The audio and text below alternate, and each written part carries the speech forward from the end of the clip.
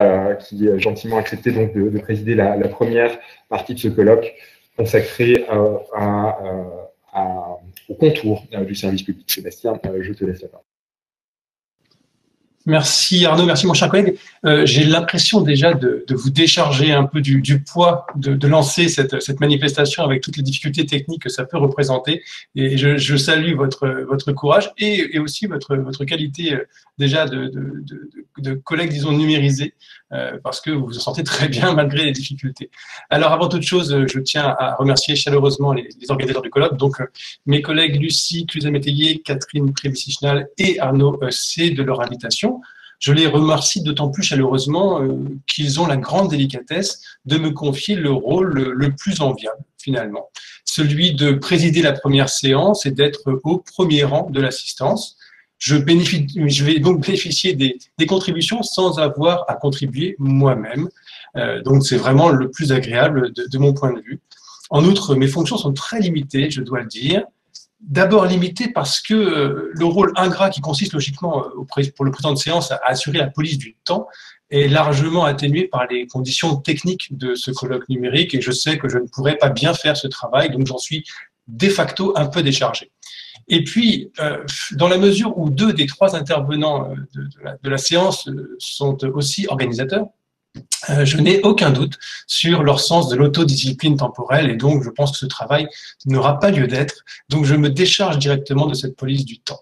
Et puis d'autre part, mes fonctions sont limitées parce que je me sens finalement assez peu connaisseur de l'administration numérique, curieux mais peu connaisseur. Même si, effectivement, elle est très présente dans l'action publique, elle a donné lieu à de nombreux rapports, cela a déjà été dit, et puis devient familière à chacun au fur et à mesure qu'elle s'intègre dans le paysage administratif. D'ailleurs, c'est tout à fait le postulat de cette première séance consacrée, comme l'a dit Arnaud C., au contour du service public redessiné par le numérique, avec pour sous-titre l'administration du numérique. Il va s'agir donc dans ce premier temps de prendre toute la mesure des évolutions sous un angle, disons, institutionnel, statutaire, organique. Et avec l'intuition que l'on ne change pas simplement le logiciel, mais que l'on change plus largement l'appareil administratif. 2 plans d'études, très rapidement, et je laisserai ensuite la parole aux vrais intervenants. Sur un plan technique, l'analyse peut naviguer entre les simples adaptations et les profondes métamorphoses, en interrogeant finalement en creux, et c'est peut-être le plus fondamental, une forme de continuité administrative ou de permanence institutionnelle. Et sur un autre plan, plus haut, plus lointain, un plan représentatif, l'analyse peut mesurer l'influence du numérique sur la manière de concevoir l'administration. Le numérique trouble encore davantage peut-être la figure de la puissance publique. Elle modifie, sans doute aussi, les relations avec les usagers du service public. Les organisateurs ont pensé les contours du service public à travers une numérisation en 3 dimensions et qui donne donc lieu à 3 communications. La première, d'abord, le renouvellement des institutions administratives ou comment le numérique façonne dans le granit institutionnel le visage de l'administration. Ensuite, les plateformes numériques ou comment l'administration se met elle-même à la page du numérique. Et enfin, la numérisation des usagers ou comment le numérique influence les relations avec le service public, à commencer par l'identification de l'usager.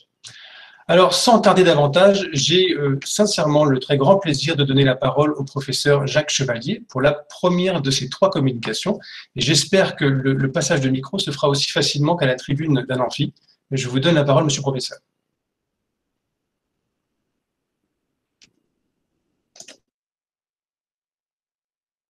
Alors, je crois que vous n'avez pas suffisamment bien décoché le petit micro. On ne vous entend pas. En tout cas, je ne vous entends pas. Jacques, ton micro. Oui, très bien. C'est parce que le sujet qu'on m'a demandé de traiter est un sujet un peu ingrat et surplombant finalement de ce colloque, puisqu'évoquant l'institution administrative en charge du numérique.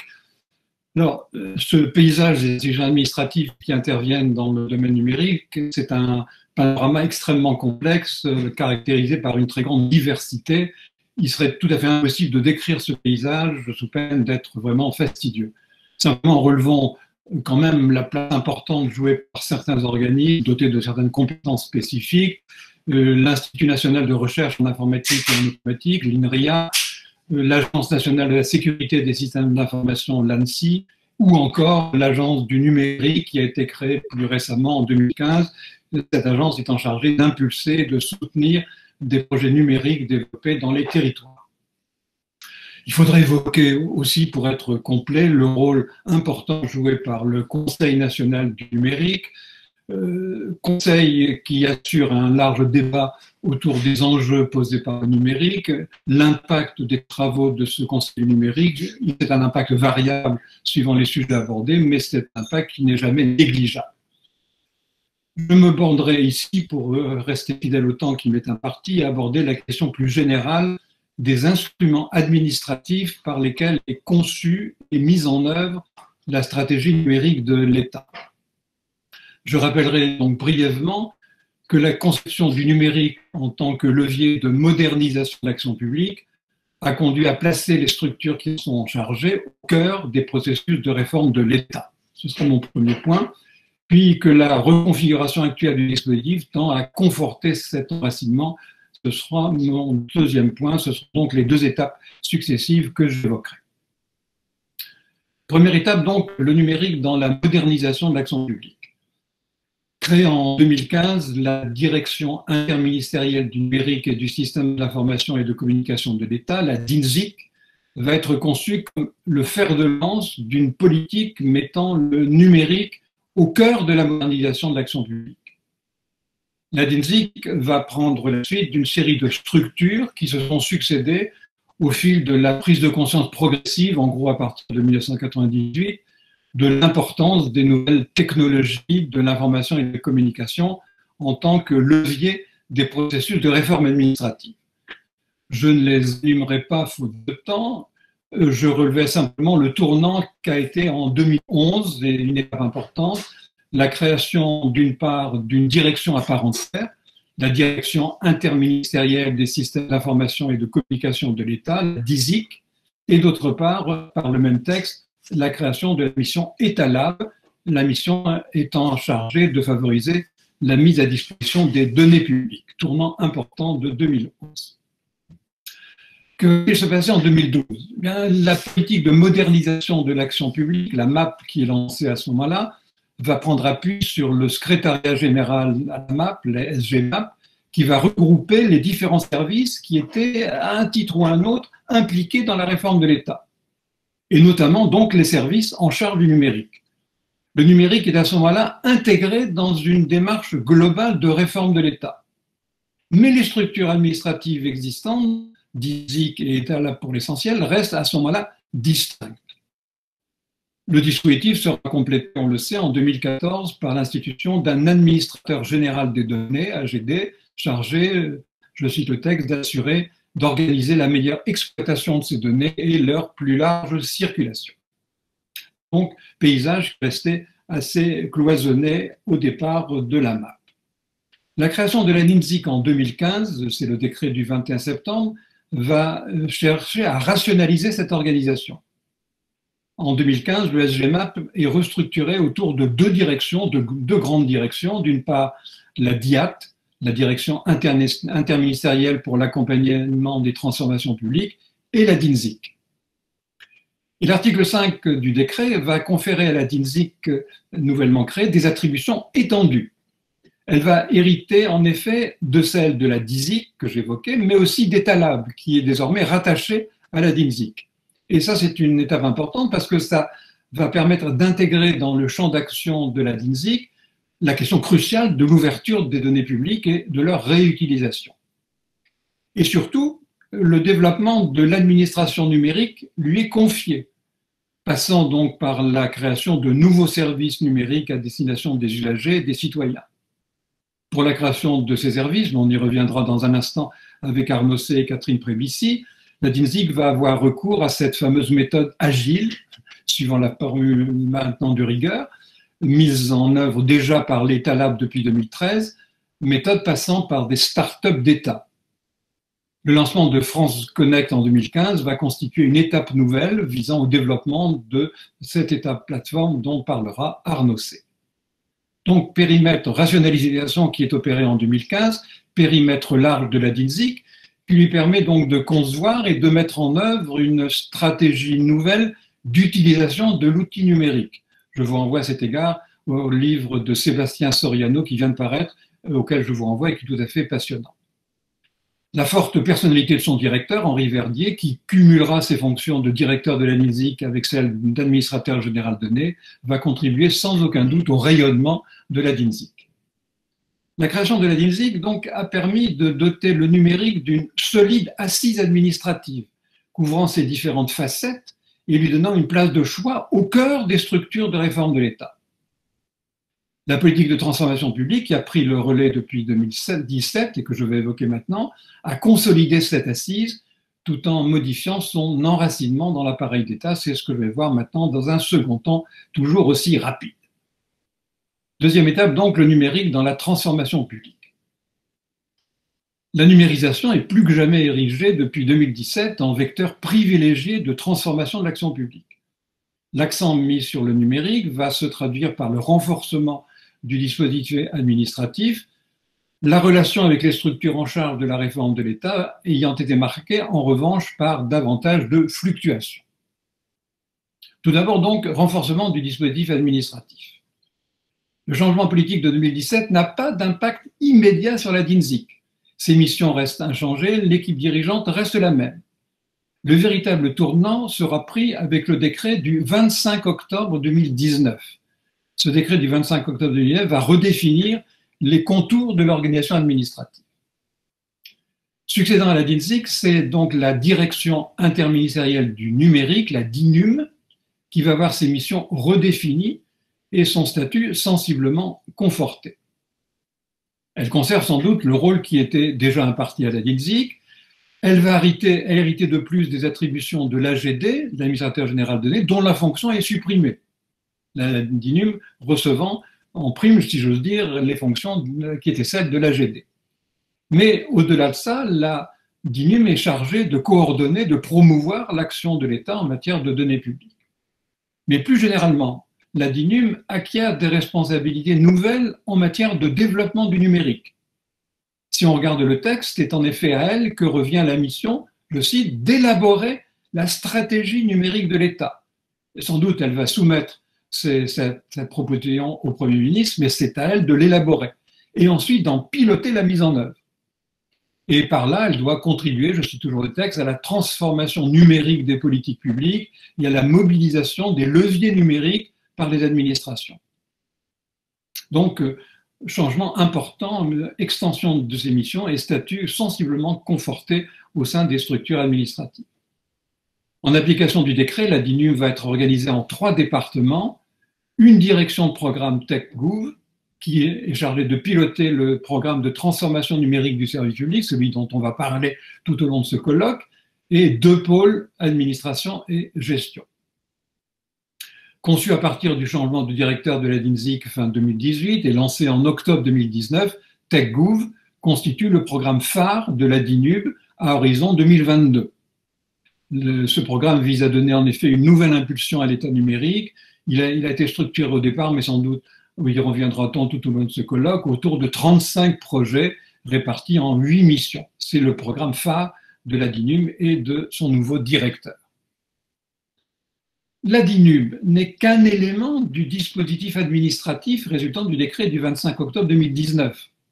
Le décret a en effet prévu parallèlement la mise en place dans chaque ministère d'une structure qui, je cite, organise et pilote les actions du ministère en matière de numérique. Mission qui comporte 6 aspects essentiels sur lesquels je n'insiste pas. Donc les structures déjà créées au sein des ministères sont invitées à intégrer ce nouveau cadre. Il y a un nouveau cadre général qui est fixé. Ont ainsi été créées, je n'ai pas le temps de les évoquer, mais je les cite simplement, une direction du numérique au sein du ministère de l'Intérieur en janvier 2020, une direction du numérique des ministères sociaux décembre 2019. La situation du ministère des Armées est une situation plus complexe. En effet, le ministère des Armées a mis en place en août 2020 une direction générale du numérique chargé d'assurer une coordination d'ensemble, un pilotage de la politique numérique du ministère, mais va être créée, est en voie de création, une agence du numérique de défense qui répond cette fois à un besoin d'ordre opérationnel et qui va réunir apparemment une série de structures numériques à finalité opérationnelle au sein du ministère. Donc le numérique prend ainsi appui dans chaque ministère sur une structure dédiée, ayant rang de direction, voire de direction générale. Diffusion qui n'est pas pour autant synonyme d'éclatement, parce que la DINUM dispose d'un pouvoir de supervision sur ces directions ministérielles, intraministérielles. Et donc c'est bien une architecture cohérente qui est édifiée, une architecture cohérente servant de point d'appui solide à la transformation numérique de l'État. Les conditions d'insertion de ce dispositif administratif ainsi remodelé dans les structures en charge de la réforme de l'État, elles ont été en revanche plus incertaines et plus évolutives. La conception qui avait présidé en 2012 à l'institution du SGMAP, adossée donc aux deux piliers du numérique et de la réforme de l'État, cette conception était confrontée à la nouvelle architecture gouvernementale consécutive au changement politique. L'idée d'un démantèlement du SGMAP, elle avait été dans un premier temps abandonnée. Et puis elle va redevenir fin septembre d'actualité. Les décrets du 20 novembre 2017 viendront entériner ce démantèlement du SGMAP.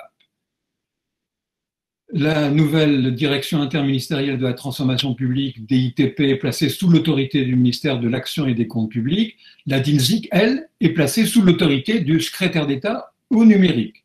Et donc les deux composantes du SGMAP retrouvent leur autonomie et se trouvent éclatées. Coupure entre la direction chargée de la réforme de l'État et celle du numérique, consécutive donc au démantèlement du SGMAP, c'est une coupure qui avait tout d'un paradoxe, alors que le numérique était justement présenté comme un levier essentiel de transformation de l'action publique. Il y a eu une série d'instances, le cercle de la réforme de l'État et d'autres instances encore, vont plaider pour un rapprochement, voire pour une fusion des deux directions, éventuellement assortie de la création d'un grand ministère chargé de la transformation de l'État et du numérique. Cet appel a été entendu. Le nouveau ministre de la Transformation et de la Fonction publique est en effet désormais pleinement responsable de la transformation numérique de l'État, Amélie de Montchalin, ce qui recouvre donc le développement et l'amélioration des usages des services numériques, ainsi que la politique d'ouverture des données. C'est le décret du 15 juillet 2020. En revanche, le secrétaire d'État chargé de la transition numérique et des communications électroniques, qui est d'ailleurs placé aux côtés des ministres chargés de l'économie et de la cohésion des territoires, est investi d'attributions toutes différentes. Son périmètre d'intervention recouvre essentiellement le développement de l'économie numérique, des technologies numériques, la protection des droits et libertés fondamentaux, le développement des infrastructures numériques, l'accessibilité aux services numériques, bref. Le numérique de l'État ne relève plus de son domaine de compétence. Le numérique de l'État relève désormais pleinement du ministère de la Transformation et de la Fonction publique. Et donc, une césure nette et sans doute à mon sens excessivement marquée, est ainsi établie entre, d'une part, le développement du numérique et l'utilisation qui en est faite au service de l'amélioration de l'action publique. On retrouve là un nouveau paradoxe, avec cette disjonction entre les deux aspects du numérique. En tout cas, numérique et transformation publique sont posés désormais comme indissolublement liés, les directions interministérielles concernées étant désormais intégrées à nouveau au sein d'un même ensemble.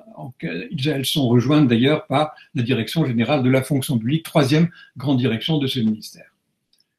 Concluons, pour rester dans les limites du temps imparti. L'évolution du dispositif administratif par lequel est conçue et mise en œuvre la stratégie numérique de l'État paraît à première vue comme l'introduction d'un mouvement récurrent de réaménagement des structures administratives, mouvement récurrent qui n'est pas propre au numérique et qui est d'ailleurs en grande partie, on l'a vu, le produit du déplacement de l'équilibre politique, donc rien de bien nouveau. Et cette évolution d'ailleurs recouvre la continuité évidente des politiques menées. Les politiques menées de la MAP à la transformation de l'action publique, politiques qui, l'une et l'autre, vont miser sur le numérique en tant que de la réforme de l'État. Donc continuité. Bien le. Il me semble que de cette double détermination, ce réaménagement est révélateur d'une évolution plus profonde. Je résume sommairement. Que traduisent ces réaménagements? Ils traduisent d'abord la prise de conscience croissante de l'importance de l'enjeu numérique dans l'action publique. Ils traduisent la place essentielle des données publiques dans le développement de l'économie numérique. Ils traduisent encore les possibilités nouvelles offertes par le numérique pour la création des services nouveaux, développés notamment dans le cadre des startups que j'évoquais il y a un instant. Ils traduisent encore le basculement vers une logique d'État-plateforme dont France Connect constitue désormais le support. La montée en puissance de la structure administrative chargée d'élaborer et de mettre en œuvre la stratégie numérique de l'État. Ils traduisent encore la diffusion de l'enjeu numérique au sein de l'administration, la mise en place de directions du numérique dans les ministères, la construction d'une architecture administrative d'ensemble en témoignent. Ils traduisent enfin le positionnement du numérique au cœur de la machine gouvernementale désormais en charge de la réforme de l'État. L'adaptation des institutions administratives que j'évoquais sommairement est donc bien l'expression d'un mouvement de fond qui modifie la place du numérique dans l'État. Merci.